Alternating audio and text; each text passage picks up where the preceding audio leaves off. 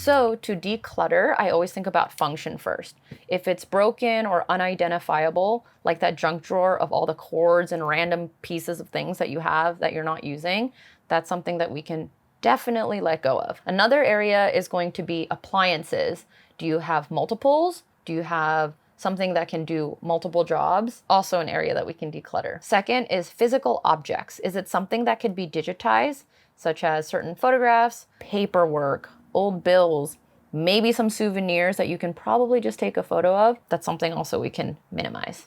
In terms of clothing, if you haven't worn it or used it, I would say in about 2 years, it's pretty safe to say that you're not going to miss it. We tend to get really attached to things, but really think about if it is an absolute must.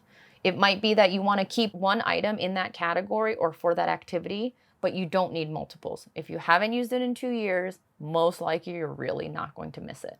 Let's say you have an old t-shirt. You can repurpose it by cutting it and using it for cleaning. There's certain kinds of fabrics that are really good for cleaning certain surfaces. So that's one way to repurpose. Another way to save certain parts of pieces is buttons or laces or certain accessories. You can just remove them and add them to a different piece later and make a whole new piece. So many different ways that you can upcycle fashion before it actually goes into the garbage. So now that we've decluttered, we're going to organize. If you have multiples of things, either put the ones that you're not using away in a completely different area, or just get into the habit of not buying anything until you really need it. The next step of organizing would be organizing by access. How often are you using the item? How often do you need it? Think about it in that way. The items that you need more frequently should always be more accessible. So you should always put it either to the front or in an area that is easily accessible, whether it's in your cabinets or your closets or your drawers, so that you're not having to rummage or look through more and spend more time and energy to get to those objects. And the next step is to put everything into categories. First of all, make sure that the item you need is in the area of the home or stored in a place that's near the activity that's happening. So kitchen supplies should be in the kitchen. Even cleaning supplies, kitchen cleaning supplies should be in the kitchen cabinet. Bathroom supplies as well. The next level of organizing by category would be by activity. So for me, in the small space that I have in my drawer, I categorize my wardrobe and objects in that drawer by activity or by type of item. So socks go into one type of pouch, and even within that pouch, ankle socks are different from longer socks. In terms of different containers, I also have my gym clothes, which I need to access most often and most quickly in the mornings. I don't want to spend a lot of time to look for it and figure out what sets I need to put together. So I actually put those all in one stack by the set that I need. So it's really easy, really simple, and saves me a lot of time. Categories in your kitchen cabinet, for example, I organize it by the different types of cooking that I'm doing. So the things that I need to access, let's say for the grill, I have it in a certain area, and then by height, kind of like class photos. The shorter items are on the front, and then the objects or the spices that are in the back are the ones that I just don't need to access as often. It's easier for me to be able to see when you stack it by short to tall, what's what and what's where. And in the kitchen cabinet for different dry products like pastas and noodles and things like that, I also have them all placed together by category. So the noodles will go in one place, the pastas go in one place, and I keep it organized that way so that I know how much of those items I have left, and I'm never buying excess or needing to replace too soon, and then now I have too much of something. So categorizing your food cabinets as well as your drawers or fashion in that way is going to save you a lot of time and money ultimately, because you're not overbuying. Another area that I think needs a lot of organizing is medicine cabinets or medicine supplements, skincare, and makeup. Often there's times where I also have refillables for certain things, and those refillables I actually keep all together. So I don't leave it out.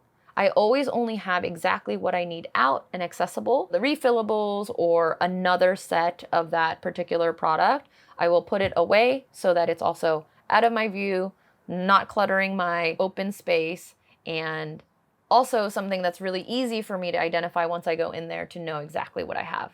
Organizing with organizers. I like to keep the least amount of things possible. So Where there are certain areas where you do want to use an organizer or divider of some sort, first measure exactly what that shelf space needs and plan it out. I think that's the most important step in order to make sure that you're also not overbuying or not preparing for how many you need. Sometimes you only need one divider to create 3 different sections. Depending on the space and the layout, try to plan it out. Measure width, length, height, and then buy organizers depending on that. For organizers, depending on what that space is and what the purpose is, you might just need a few soft containers. In some other areas, like in my bathroom, I needed a harder basket in order for it to hold glass objects and things that I don't want falling over. So for that purpose, I had a wire basket that I purchased. And then for other items that are in tubes and have containers within it that hold pencils and sort of smaller objects, I used a soft container. So we've decluttered, we've organized, and now we're ready to optimize. Now that you have exactly what you need, you can evaluate the tools and the different things that you use most often and think about the quality of those objects. Does it work really well? Is it high quality and reduce tension in whatever activity you're engaging in? Another way to optimize is with multifunctional items. Is there one item that can do the job of 3 different things? This can apply to fashion, and it could be tools. It could even be products in your makeup bag. So let's just say it's a kitchen tool. Is there a kitchen tool that can serve the purpose of 2 different activities as opposed to just one? Is there a tool that's going to be more compact and have the same impact in whatever it is that you're doing? And if so, that's an area where I think it's worth investing into. Buying a product that's higher quality, that's going to last longer. If it's something that you use all the time, that is definitely going to be worth your money in the long term, as opposed to having a lot of different small objects that work somewhat well and that you're constantly using or battling and spending more energy in order to use it.